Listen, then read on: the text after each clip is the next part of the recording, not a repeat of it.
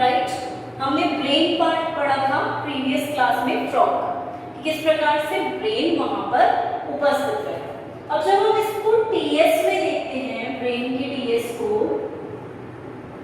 तो हमें अलग सी संरचना देखने को वहां पे मिलती है। तो सपोज जैसे हम बात कर रहे हैं ब्रेन के टीएस की,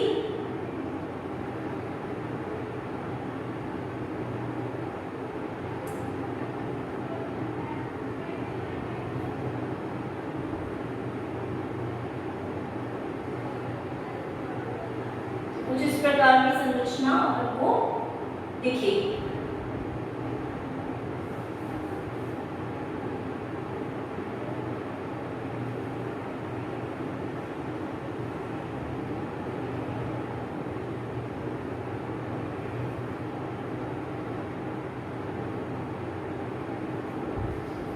ठीक है,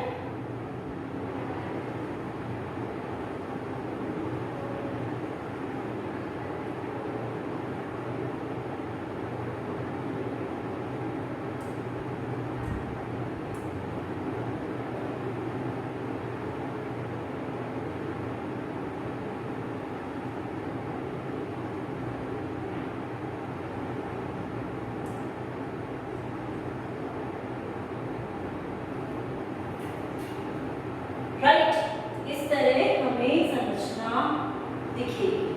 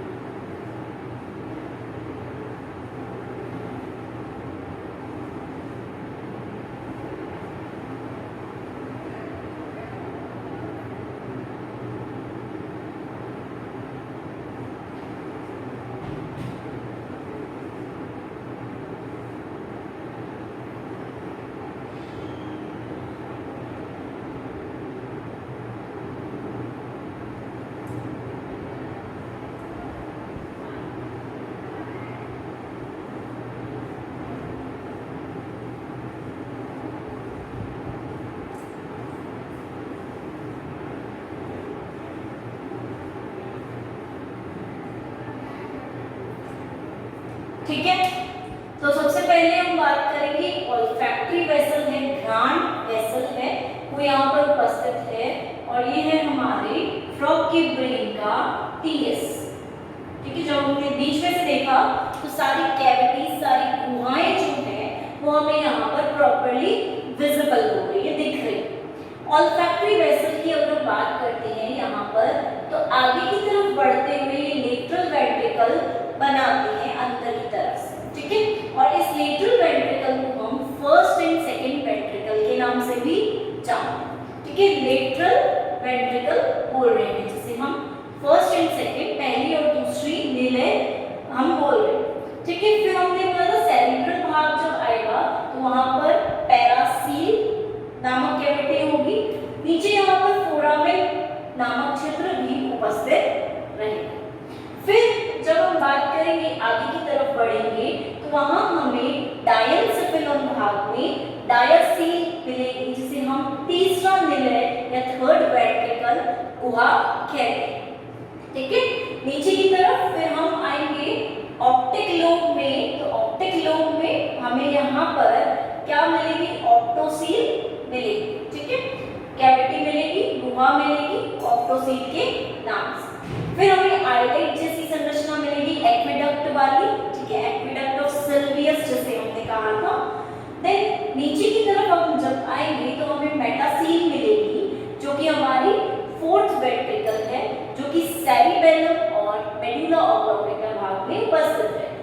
और नीचे की तरफ खुलेगा स्पाइनल कॉर्ड। ठीक है, स्पाइनल कॉर्ड की संरचना यहाँ पर देखने को मिलेगी। तो ये सारी गुहाएं हम देख रहे हैं, किस तरह से गुहाएं यहाँ पर उपस्थित है, कैविटीज उपस्थित हैं ब्रेन के टीएस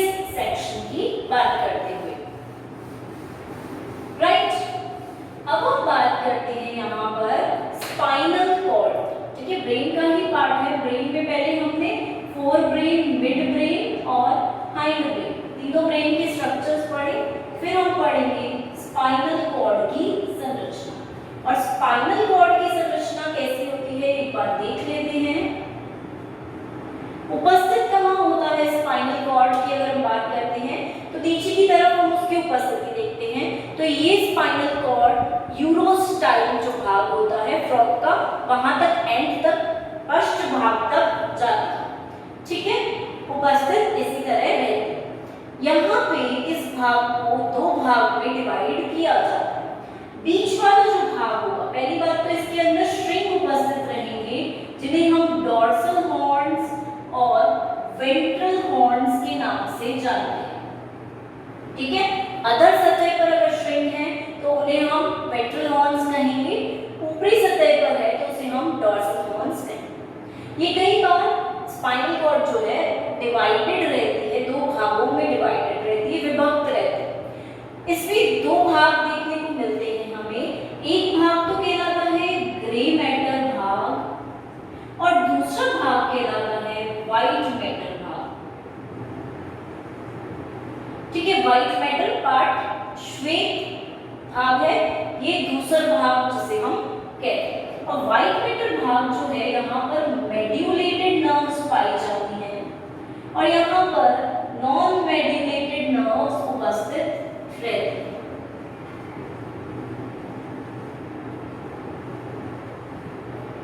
ठीक है। ग्रे मैटर भाग जो है वो अंदर की तरफ उपस्थित रहता है और व्हाइट मैटर भाग बाहर की तरफ उपस्थित रहेगा। मेड्यूलेटेड नर्व्स इसलिए क्योंकि मेड्यूला की कवरिंग रहेगी, यहाँ पर श्वान सेल्स उपस्थित रहेंगी, श्वान कोशिकाएं जो होती हैं वो भी इनमें उपस्थित रहेंगी, देखने को मिलेगी वो हमें यहाँ पर।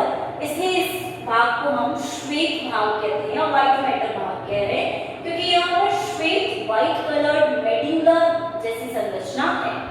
इसे हम ग्रे कलर क्यों कह रहे हैं, क्योंकि वहाँ पे नॉन मेड्यूलेटेड नर्व्स हैं, श्वान कोशिकाओं की उपस्थिति नहीं दिखेगी, सिंपल नर्व्स दिखेंगी, तो इसलिए हम इसे ग्रे मैटर भाग कहेंगे। और ग्रे मैटर भाग अंदर की ओर इनर साइड में उपस्थित रहता है, व्हाइट मैटर भाग बाहर की ओर आउटसाइड में उपस्थित रहता है। और इसी संरचना में हम देखते हैं कि स्पाइनल कॉर्ड से फिर स्पाइनल नर्व्स भी, तंत्रिकाएं जो होती है वो भी यहाँ से निकलती हैं बाहर की ओर। इनको हम देखते हैं कि किस तरह से बाहर की तरफ निकलते हैं, ठीक है। तो उन्हें हम स्पाइनल नर्व्स कहेंगे। फिन्यूला जैसी संरचनाएं भी यहाँ देखने को हमें मिल जाती हैं, राइट। अब हम बात करेंगे यहाँ पर फ्रॉग के नर्वस सिस्टम, ठीक है। तंत्रिका तंत्र जो है वो यहाँ पर किस तरह से व्यवस्थित रहता है वो देख लेते हैं, ठीक है। नर्वस सिस्टम को हम यहाँ पर दो भाग में करेंगे डिवाइड।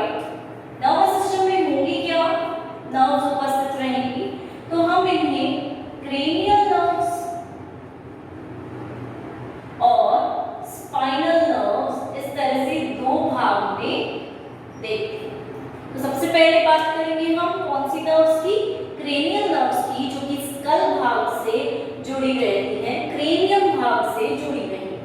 तो क्रेनियल नर्व्स की बात करते हैं, ये नर्व्स 10 होती है, 10 नंबर में उपस्थित रहती है, 1st to 10th, ठीक है। अब अगर हम 1st to 10th नर्व्स को देखते हैं तो हम फर्स्ट नर्व को बोलते हैं कि ये ऑल्फैक्टरी नर्व है। सेकेंड नर्व की बात करते हैं तो इसे हम बोलते हैं ऑप्टिक नर्व। तीसरी नर्व की बात करते हैं तो इसे हम बोलते हैं ऑक्यूलोमोटर नर्व।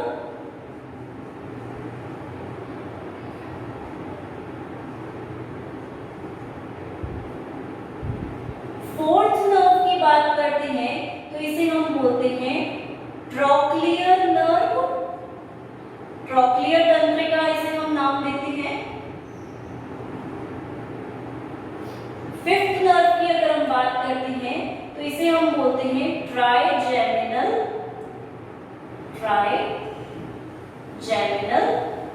Nerve, right.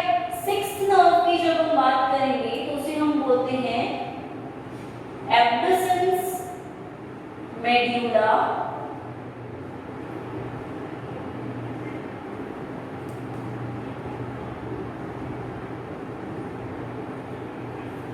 ठीक है। सेवेंथ नर्व की जब हम बात करेंगे तो सेवेंथ नर्व को हम नाम देते हैं फेशियल नर्व,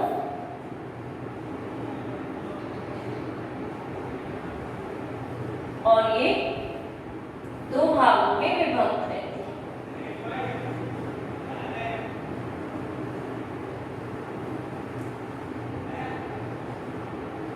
राइट।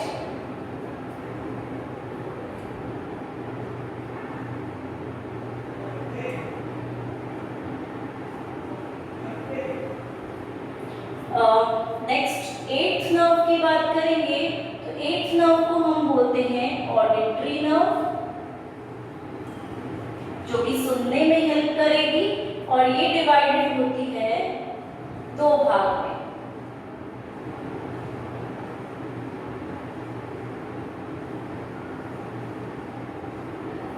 फिर हम नाइन्थ नर्व की बात करते हैं तो नाइन्थ नर्व को हम नाम देते हैं ग्लॉसोफेरेंजियल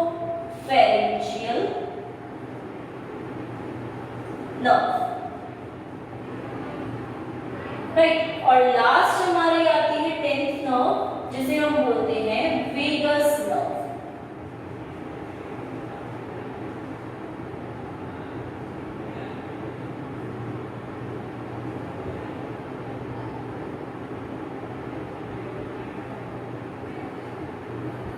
राइट, तो इस तरह से डिफरेंट प्रकार की 10 क्रेनियल नर्व्स यहाँ पर उपस्थित रहते हैं। ठीक है, एक बार संरचना के आधार पर अगर हम देख लेते हैं तो कुछ इस प्रकार की संरचना हमें देखने को मिल सकती है।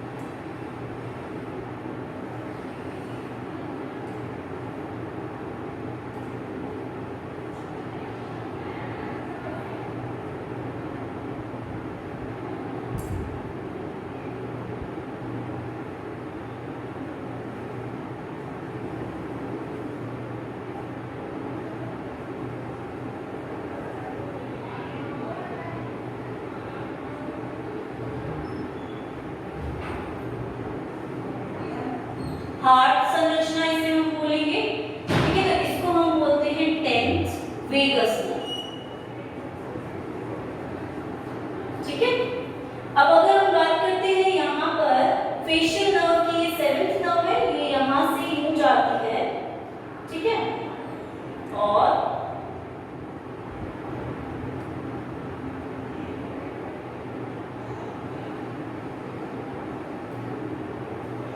ठीक है, तो इसे हम बोलेंगे पैलेटाइन सेवेंथ,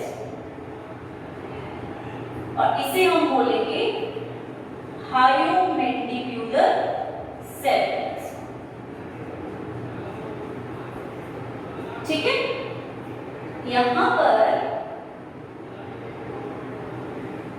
और नर्व्स भी देखी जाएंगे, ठीक है। मैक्सिला मैंडिबल तक भी नर्व्स जाती है, यहाँ से ऐसी संरचना देखने को मिलती है, ठीक है। और यहाँ अगर हम बात करेंगे तो सेकंड नर्व ऑप्टिक नर्व होती है, जो कि आईज के भाग में जाएंगी, तो इसे हम बोलेंगे ऑप्टिक सेकंड, ठीक है। ऑल्फैक्टरी नर्व होती है जो नोज के भाग में जाएंगी, तो इन्हें हम बोलते हैं ऑल्फैक्टरी फर्स्ट, लेयर्स तक जा रही है क्योंकि ये, तो इस प्रकार से यहाँ पर इनका नर्वस सिस्टम उपस्थित रहता है। 9th नर्व जो होती है वो ग्लॉसोफेरेंजियल नर्व होती है, और इसकी जब हम संरचना देखते हैं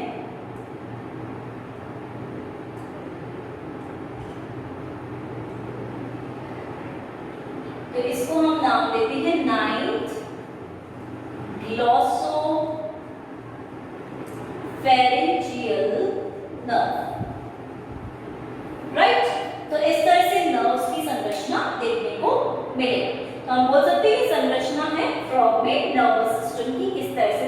सिस्टम उपस्थित रहता। अब नर्व्स की बात कर लेते हैं। सबसे पहली बात ऑल्फैक्टरी नर्व आएगी कहाँ से, नॉर्मली हम बोलेंगे तो ऑल्फैक्टरी हमने पढ़ी थी, वेसल्स थी, वहां से आएगी और जाएंगी कहाँ तक, ग्रांड वाली जो संरचना है हमारी, लेयर्स जो है, एक्सटर्नल लेयर्स है, इंटरनल लेयर्स है, ठीक है, वहां तक इनकी संरचना जाएगी, ठीक है, वहां पे मसल्स में ये खुलेगी मांसपेशियां।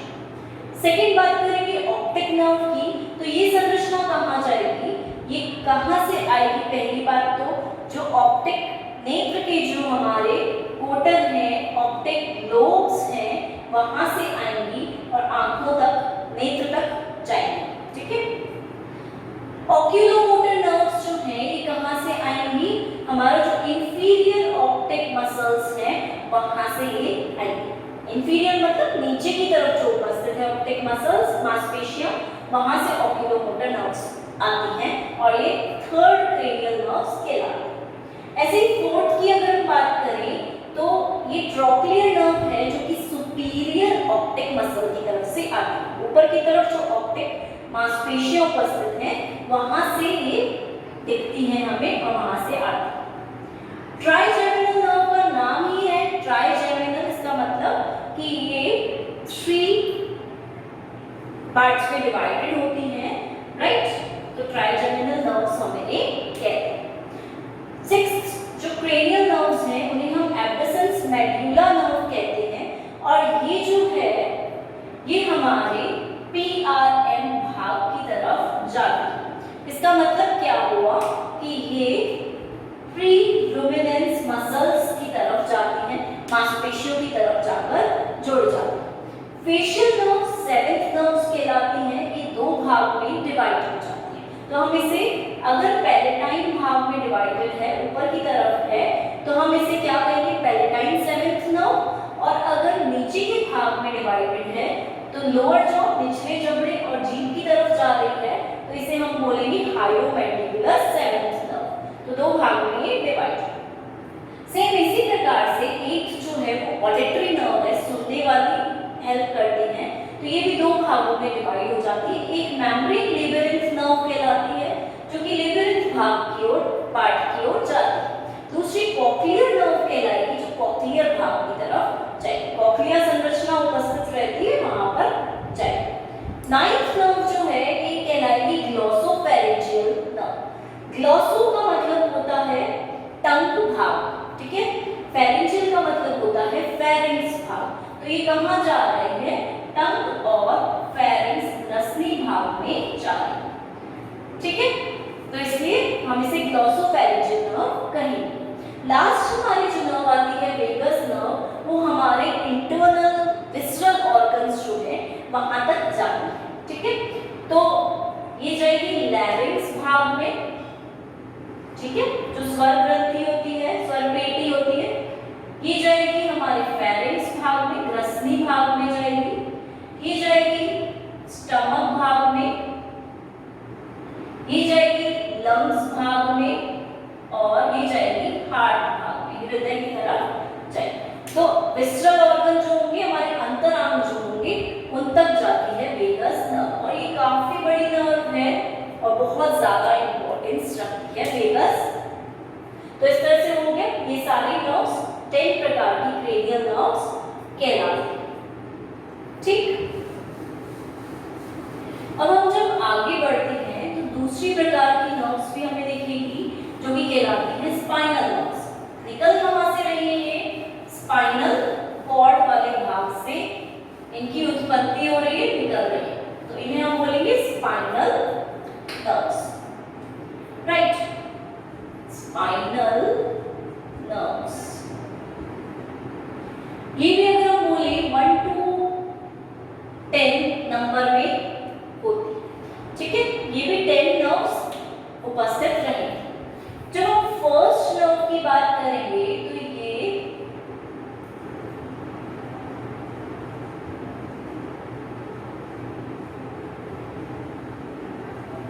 पर इनमें ऐसा नहीं होगा कि हर नर्व का नाम अलग अलग है, यहां पर ये चीज देखने को नहीं मिलेगी, राइट।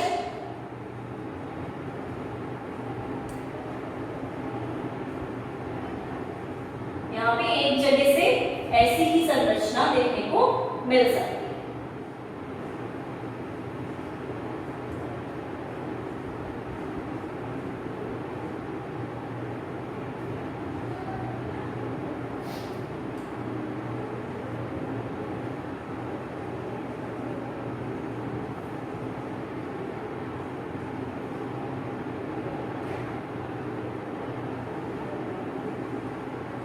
राइट,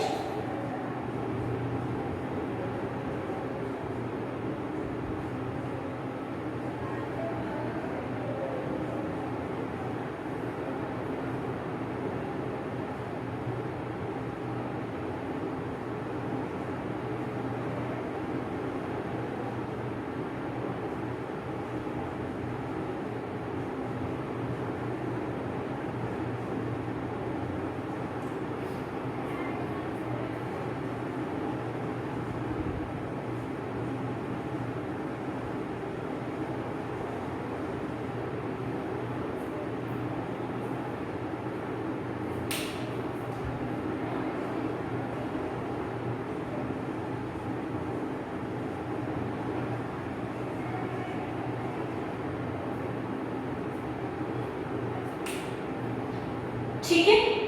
अब हम जब फर्स्ट स्पाइनल नर्व की बात करेंगे, पहली जो है वो निकल कहाँ से रही है, जो वर्टिब्रा है, फर्स्ट और सेकंड जो वर्टिब्रा है उनके वहां से निकलकर ये घूमते हुए टंग वाले भाग में, जीभ वाले भाग की ओर जाती है। तो पहली नर्व को हम बोल सकते हैं कि ये कहाँ जा रही है, टंग भाग में जा रही है, जिह्वा भाग में प्रवेश कर रही है, वहां पे जो मसल्स होंगी वहां पर जाकर अटैच।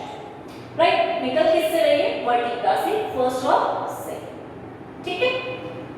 सेकंड और थर्ड जो है स्पाइनल नर्व्स वो कहां से निकलेंगी, इसी फर्स्ट से आगे जाकर ब्रांचेस बनाएंगी। ठीक है, इसी में से इसकी उत्पत्ति होगी और सेकंड और थर्ड स्पाइनल नर्व्स भी यहीं से निकलकर आगे जाकर एक जालनुमा आकृति बना रही हैं, इसलिए हम उसको नाम दे रहे हैं ब्रैंकियल प्लेक्सस। प्लेक्सस मतलब जालक बना रही हैं और ब्रैंकियल भाग में बना रही है, इसलिए ब्रैंकियल प्लेक्सस कहलाता है। ये प्लेक्सस आगे की ओर जाकर अग्रपाद जो होते हैं, फोरलिम्ब जो होते हैं, उनकी तरफ जाते हैं और वहां पर मसल्स में प्रवेश करके फोरलिम्ब में मूवमेंट्स कराएंगे। तो आगे वाले लिम्ब्स में अगर मूवमेंट हो रहा है तो किसके कारण हो रहा है, सेकंड और थर्ड, क्योंकि यही नर्व्स जो हैं स्पाइनल नर्व्स ये इंफॉर्मेशन ले जाएंगी, सूचनाएं वहां तक लेकर जाएंगे। फोर्थ, फिफ्थ और सिक्स्थ जो है स्पाइनल नर्व्स कहाँ जा रही हैं, जो अमाशय है उसकी भित्ति में जा रही है और उसी की मसल्स या मांसपेशियों में प्रवेश कर रही है। तो फोर्थ, फिफ्थ और सिक्स्थ स्टमक की वॉल्स और मसल्स के अंदर जाकर प्रवेश करके वहां पे जो भी एक्टिविटी करानी है, क्रिया करवानी है, वो वहां पर करवाएं। नेक्स्ट अगर हम बात करते हैं 7th, 8th, 9th and 10th spinal nerves की, तो यहाँ पर सेक्रल लंबर प्लेक्सस ये बनाती है। कहाँ से निकल रही हैं, सेक्रम और लंबर भाग से। ठीक है, लंबर जो होते हैं वो ऊपर की तरफ उपस्थित रहते हैं, सेक्रम वाले वर्टिब्रा नीचे की तरफ उपस्थित रहते हैं, तो इसको हम सेक्रल लंबर भी बोल सकते हैं या लंबर सेक्रम भी बोल सकते हैं, भाग दोनों तरह से बोल सकते हैं। इनसे निकल रहे हैं और जाल रूपी संरचना बना रहे हैं, एक नेटवर्क बना रहे हैं, इसलिए हमने उसको नाम दिया प्लेक्सस। तो इन्हीं के आधार पर यहाँ से निकलते हैं, इसलिए इसको लंबर सेक्रल प्लेक्सस के नाम से जाना जाता है। और ये आगे की तरफ मुड़कर कहाँ जा रहे हैं, हिंड लिम्स, पश्चपाद में जा रहे हैं। मींस वहां कुछ भी क्रिया होगी तो इन नर्व्स का रोल, इंपॉर्टेंट रोल रहता है। राइट, तो हिंड लिम्स तक ये वाली नर्व्स जाएंगी, फोर लिम्स तक सेकंड एंड थर्ड जाएंगी, जो ब्रैंकियल प्लेक्सस बना। तो एक चीज आप लोगों ने ये भी देखी होगी कि जहां दोनों जगह पे जाल रूपी संरचना बन रही है, वहीं पे दोनों जगह पर अग्रपाद और पश्चपाद की तरफ नर्व्स, तंत्रिकाएं जो है वो प्रवेश कर रही है। ठीक है, तो प्लेक्सस संरचना जरूरी है अग्रपाद और पश्चपाद के अंदर प्रवेश करने के लिए, वहां एंट्री करने के लिए। अब लास्टली अगर हम बोलते हैं कि हमने बोला एंड भाग में एक ग्लैंड्स ऑफ स्ट्रैमोडम नाम की संरचना फ्रॉग्स में उपस्थित रहती है। देखिए ये संरचना हमें फ्रॉग्स में देखने को मिलती है, काफी आसानी से मिल जाती है। इसे हम नाम देते हैं ग्लैंड्स ऑफ स्टैमर। ये कहाँ से अटैच होती है? बिल्कुल अंत भाग जो होता है, लास्ट पार्ट जो होता है, वहां पे ये संरचना मिलेगी। लिम्फेटिक सिस्टम से तंत्रिका तंत्र के अलावा लिम्फ तंत्र जो होता है वहां से इसका जुड़ाव होता है, अटैचमेंट। इसका काम क्या होता है? तंत्रिकाओं को कैल्शियम देना। ठीक है, ये क्या करता है? कैल्शियम प्रदान करता है सारी नर्व्स को, तंत्रिकाओं को। इसलिए हम इसे ग्लैंड्स ऑफ स्टैमर्डम या फिर कैल्शियम ग्लैंड भी कह सकते हैं, क्योंकि काम ही इसका ये है। ठीक है, उपस्थित कहाँ है? सबसे लास्ट भाग में, एंड भाग में, यूरोस्टाइल भाग जो होगा उसके आसपास इसकी उपस्थिति देखी जाएगी, और यूरोस्टाइल भाग सबसे लास्ट भाग है। ठीक है, कैल्शियम ग्लैंड, क्योंकि ये कैल्शियम देती है नर्व्स को, तंत्रिकाओं को कैल्शियम प्रदान करती है, और कैल्शियम के कारण ही हमारी जो नर्व्स हैं वो वहां पर फंक्शन, एक प्रॉपर क्रिया को कर पाती है। राइट, तो इस तरह से नर्वस सिस्टम दो भागों में डिवाइड है। एक चीज और जो देखने को मिलती है कि जो स्पाइनल कॉर्ड भाग होता है, हमने बोला वो दो भाग में डिवाइडेड है, श्वेत भाग और ग्रे भाग। ठीक है, तो यहाँ पर रिफ्लेक्स एक्शन आते हैं। देखिए यहाँ पर प्रतिवर्ती क्रियाएं आती हैं, और प्रतिवर्ती क्रियाएं किस हिसाब से आती हैं? रिफ्लेक्स आर्क के हिसाब से, जिसका मतलब हम बोल सकते हैं यहाँ पर प्रतिवर्ती चाप बनती है, चाप का निर्माण होता है, और यहीं पर काफी सारी नर्व्स भी इकट्ठी रहती हैं, वहां तक रिफ्लेक्स एक्शन को ले जाती हैं और वापस लेकर आती हैं, और जिस भाग को भी हिलाना होता है, हटाना होता है, उस भाग को वहां से रिमूव करना है या मूव करना है, आगे की तरफ ले जाना है, जो भी एक्शन करवाना होगा, जो भी क्रिया करवानी होगी, वो वहां पर रिफ्लेक्स एक्शन की तरह करवाएंगे। तो स्पाइनल कॉर्ड हम उसे कहेंगे। ठीक है, तो इस तरह से ये दो भागों में विभक्त होकर नर्वस सिस्टम को बनाते हैं और फॉर्म करते हैं।